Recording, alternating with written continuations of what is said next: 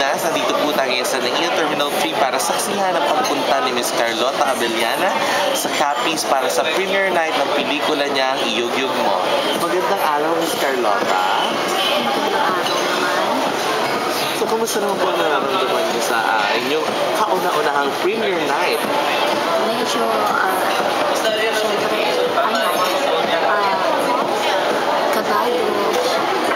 Kasi kailangan maging successful sa Halatang stress ko yun kasi yung boses niyo talaga. Balita ko kasi hinabol ba yung last taping day niyo kahapon, tama ba?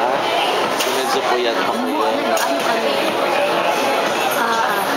Nag-launch kami sa mga malls. Sa mall. Tapos pumunta pa yung Boracay para i-tape lang yung mga ilang pang pahabol na eksena. So, kababalik niyo lang po kahagabi. Tama? At balita ko, Simon daw po ang ating premiere night tomorrow. Meron sa Muñoz at sa Novaliches. Kasi nga, nakutusok ko na parang successful ang event.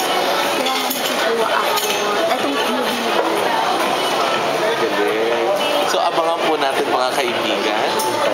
Invite nyo. Ay, so mag-invite na po kayo. Ay, pero po yung shot sa mag-invite. Kung mga taga-Capiz. Inaanyayahan ko sa kayo na panoorin ang mission namin. Sana po, support ko kayo. So, ayan po. Muli inuulit ko po kayo. Naimbitahan po kayo ni Miss Carlota Abellana sa premiere night ng kanyang pelikula sa Roas Capiz po sa may Capiz Mansion po. Maraming salamat. See you tomorrow. God bless.